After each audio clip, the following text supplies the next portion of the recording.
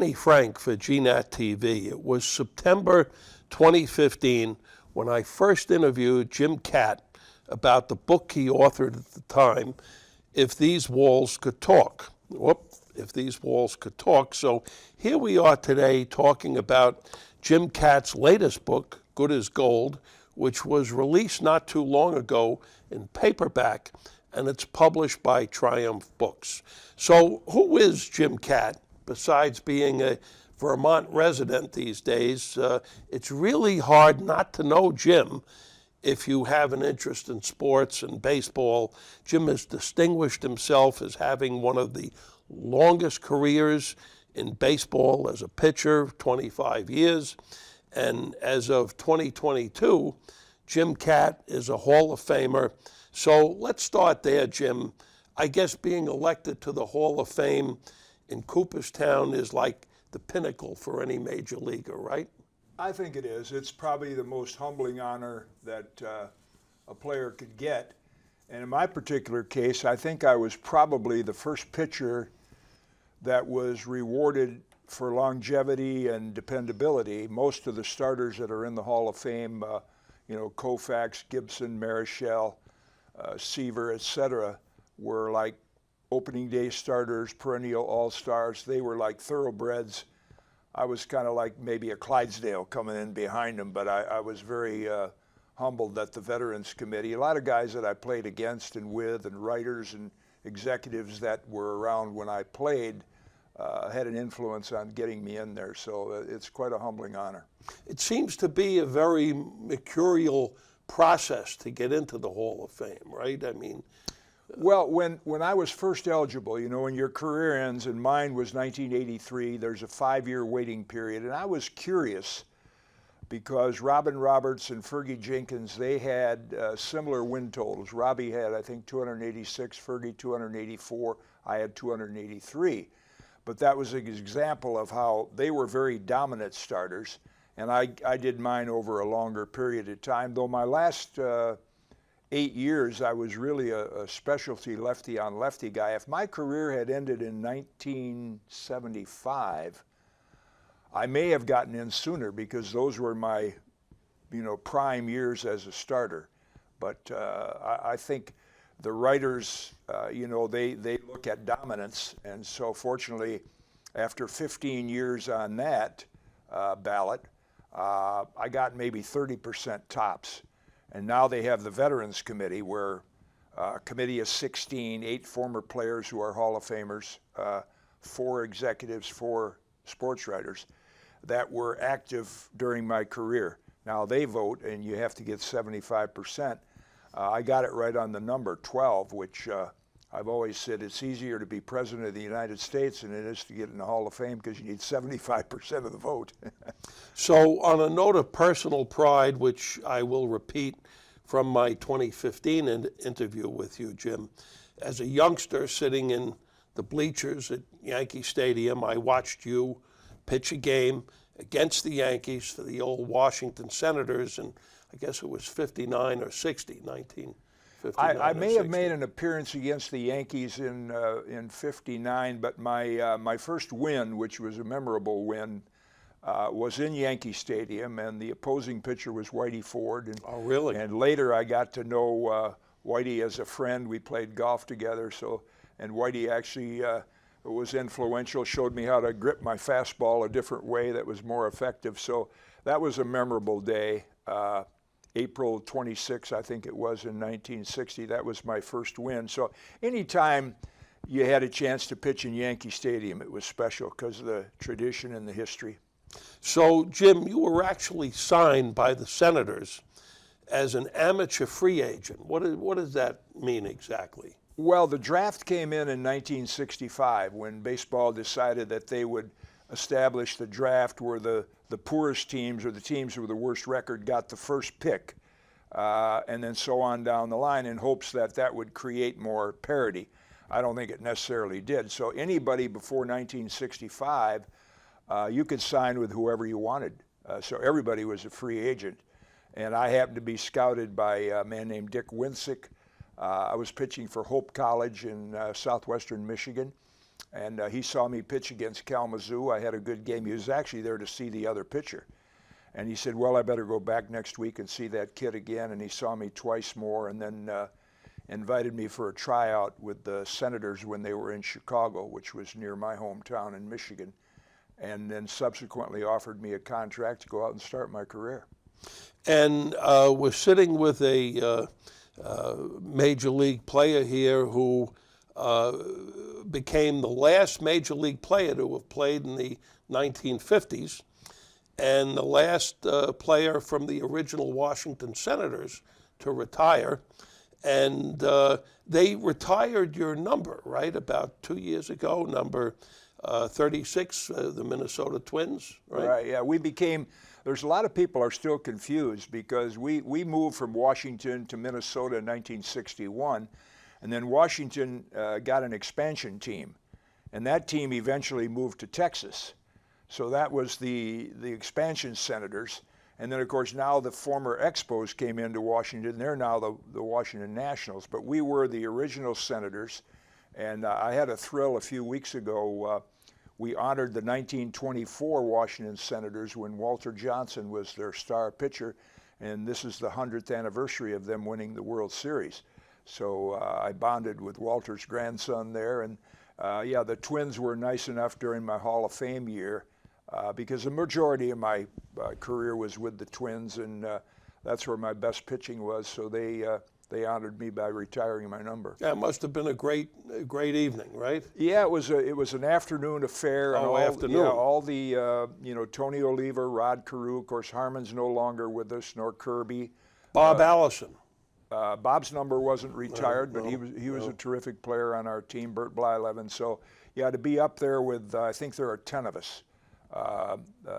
Harmon and Kirby Puckett are no longer around, but Joe Mauer was added to that list as well. So it's pretty cool when you walk into Target Field and see your number up there on the facade, and you're one of 10 guys. So it's quite an honor. You used to pitch with Pedro Ramos too, right? Pedro actually got the first win in Twins history.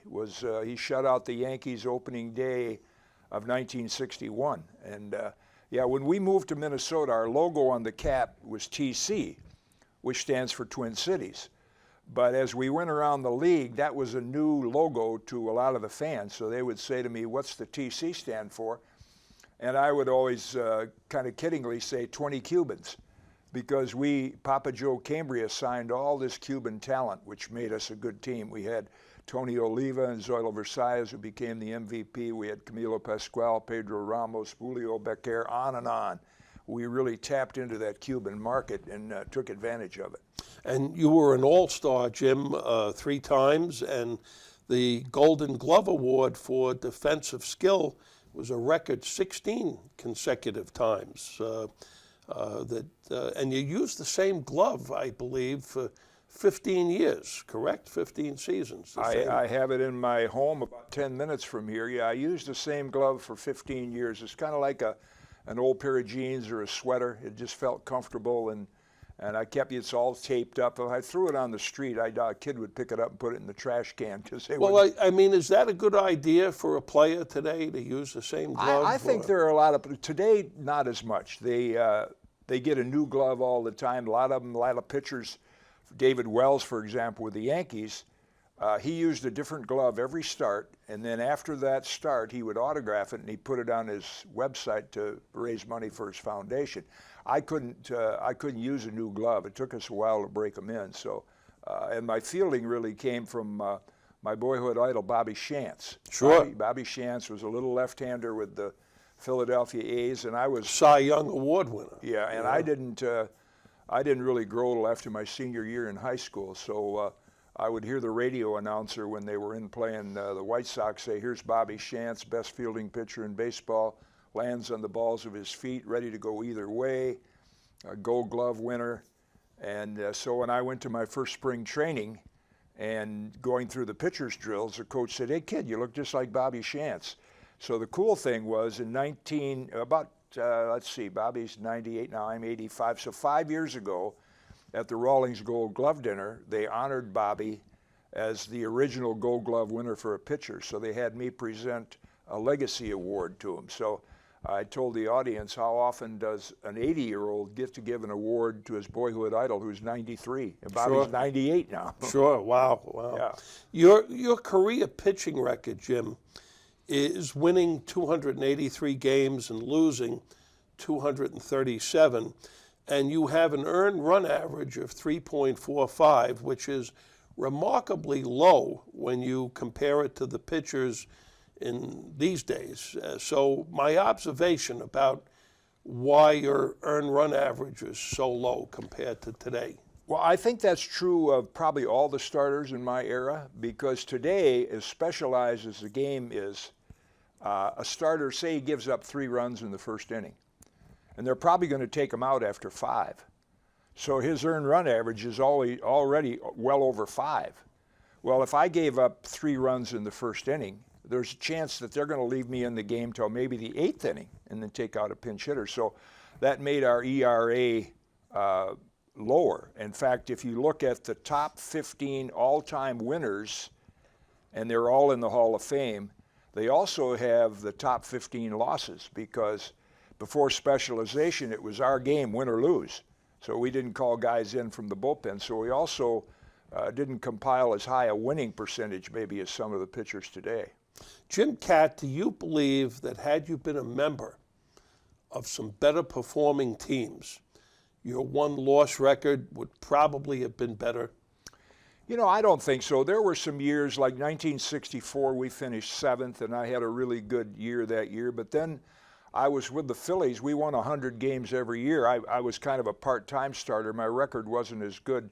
So I think that kind of evens out. I mean, I was comfortable with the teams I played. I played with some great teams in the 60s. We had a good hitting team and scored a lot of runs. So I don't think I could be labeled as one of those pitchers that always pitch for a losing team, like, say, Robin Roberts. He pitched for The Phillies. a losing team, and he'd be winning 20 games every year. So I don't know that my winning percentage would have been that much different. So, Jim, of all of the games and the different teams and the many years, what in your mind was the absolute worst game that you pitched in? A game that was a real nightmare? Well, I would say in 1960, I started against the Cleveland Indians. And that's back in the days when the game of the week was Dizzy Dean and Pee Wee Reese. And so in the first inning, I think I got 1 guy out. I gave up 5 runs and I only got 1 guy out. And when I came in, the pitching coach actually said, go down to the bullpen and get some more practice. And, you know, so that was not only my worst game, but also kind of an embarrassing game that I pitched that poorly.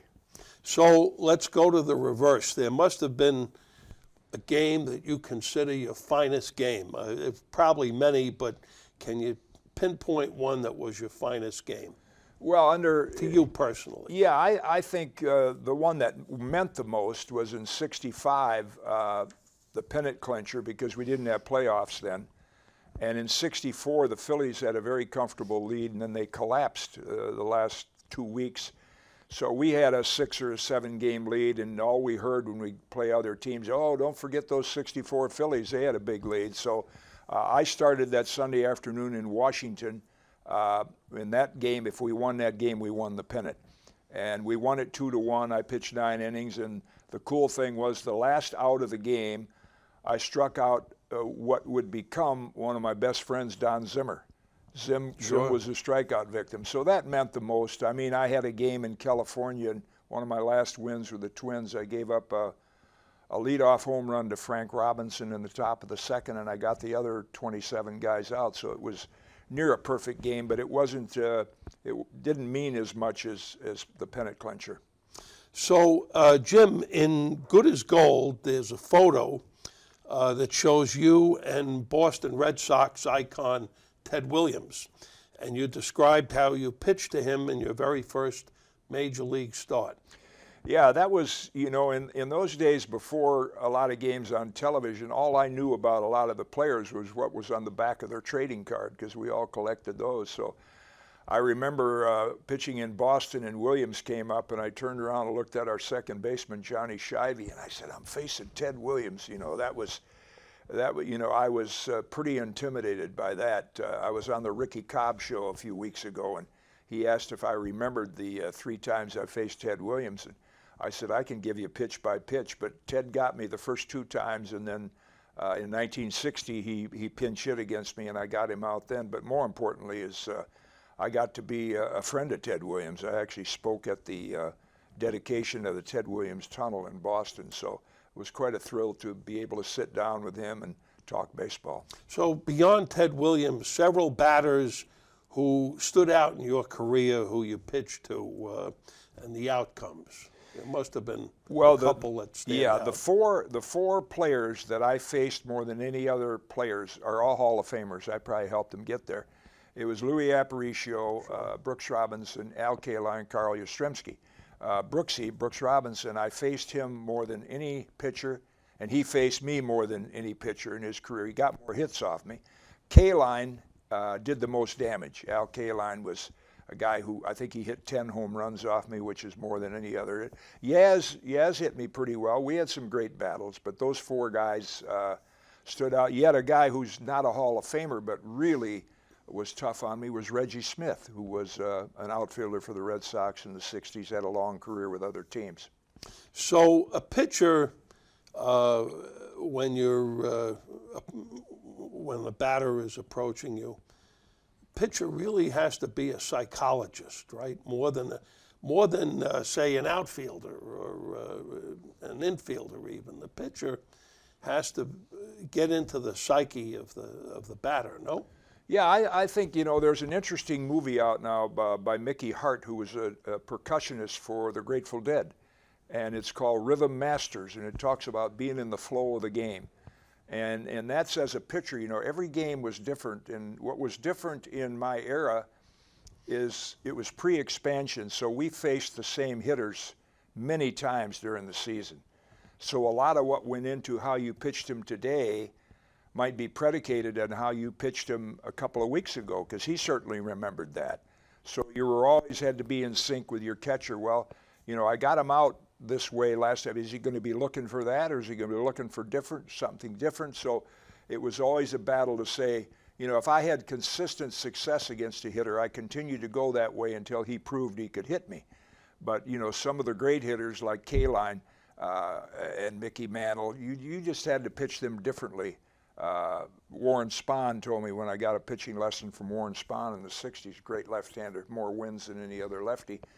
He said, kid, when the game's tied in the 7th, the game's just starting. You have to learn to pitch Mickey Mantle differently in that last at-bat than you did in the first. So that was the psychology back when starters faced hitters 3 or 4 times. They don't do that anymore. So was there a lot of pre-planning in anticipation of the game?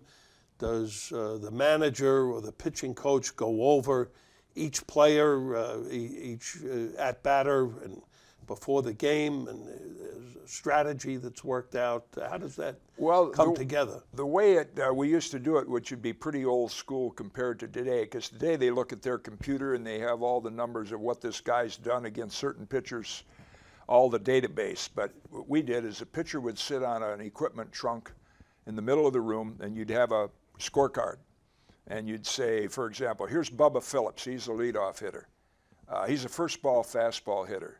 I want to keep the ball down on him. Let's play him straight away. Then somebody else would chime in. They might have a different idea, but mostly it came down to just sitting with the catcher, and then it came down really to past history that you had against those hitters. And what I would do when my start today ended, for example, and I knew 4 days from now I was going to pitch, say, against the Detroit Tigers, I would look at the box scores. Well, how's Willie Horton hitting? How's Bill Freehan hitting? And then I would look at, were those guys in a hot streak, or were they not hitting particularly well at that time? So that would go into how you pitched them as well. So it was written out, or you had to keep it all up here? It was written out right up here. And speaking of catchers, how important is the catcher to the effectiveness of the pitcher, and who was the best catcher you ever worked with? Well, I mentioned in my induction speech, I had 38 different catchers. Some were just backup catchers that caught me a few times, but I was fortunate in my early days in the 60s when I was a young, inexperienced pitcher, and I had a catcher named Earl Batty. Sure. Who was a kind of a veteran, and he had this nice, mellow, low-key personality, and he was really good for me in those years.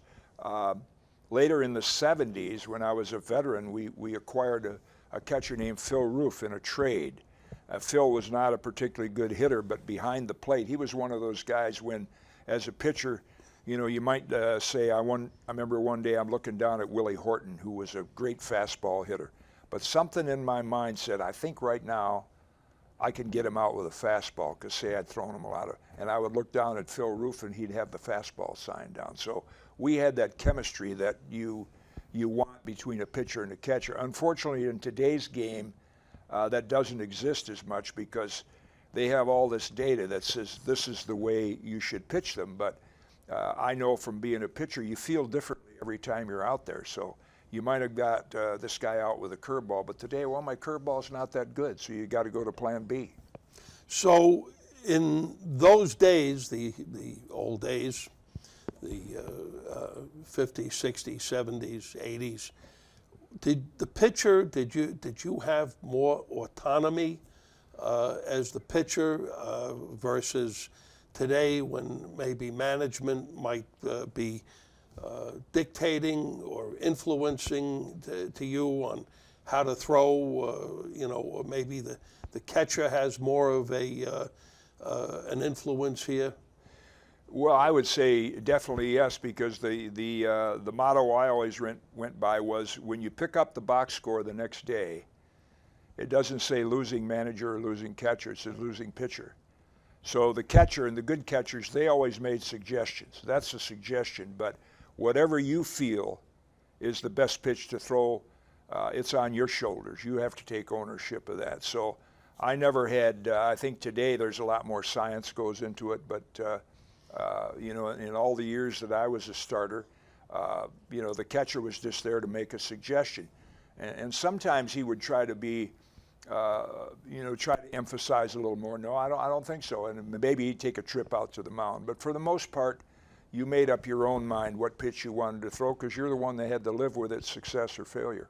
But are there situations where sometimes the pitcher-catcher, it just doesn't work out, there's conflict, and well, I would say it affects the performance of the pitcher? Yeah, there are a lot of catchers, and that started with Johnny Bench, who was a great catcher. But Johnny Bench was one of the first catchers. I have to go back to Yogi as well, and the Yankee pitchers loved Yogi. I don't know, Whitey Ford said he never shook Yogi off. But in most of the teams, catchers were not great hitters. So they were just back there to whatever I can help the pitcher out with. Well, now you started getting catchers that would tend to call what they couldn't hit.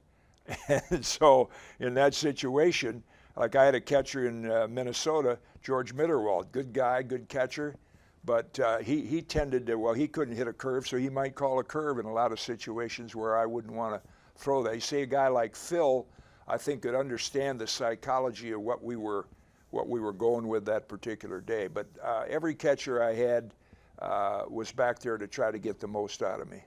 And does the catcher have maybe an inside advantage that they're sitting right by the batter, you know, that they're right next to the batter? Is that an advantage of knowledge?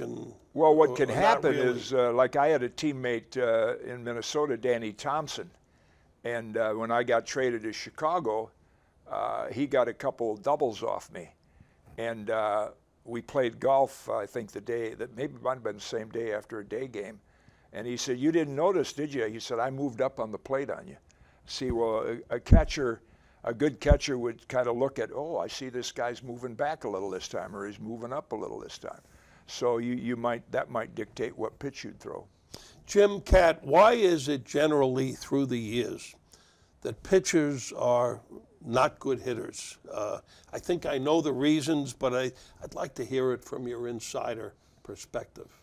Well, first of all, as a kid in my era, you played baseball, you learned to slide, you learned to field, you learn to play the outfield, throw to the right base. You learned all the fundamentals, and then, you just happen to be a pitcher. And I was a decent hitter for a pitcher, but not a high average because we don't take as much batting practice. And nowadays, even in Little League, there's a designated hitter. So pitchers are considered non-athletes. And there's a lot of, like Shohei Ohtani now is the prime example, but there were players back in John Olerud, Paul O'Neill, Rick Ankiel.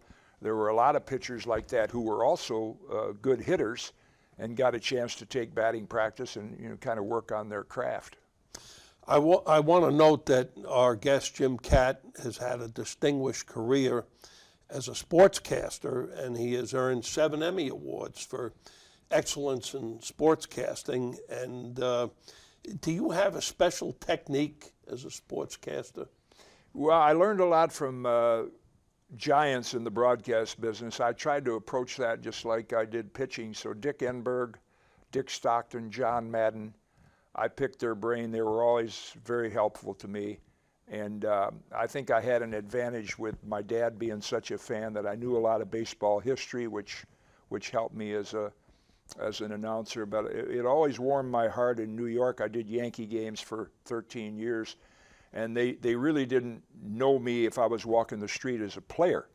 But now, after being on television every day, I'd be walking down Park Avenue and a bus driver's, hey, I like what you said last night about this or that. So it always made me feel good if somebody said, hey, I learned something last night that I didn't know. So those guys that came before me, I learned a lot from them. Jim, we're kind of low on time, but for someone who has spent 8 decades in baseball, good as gold, and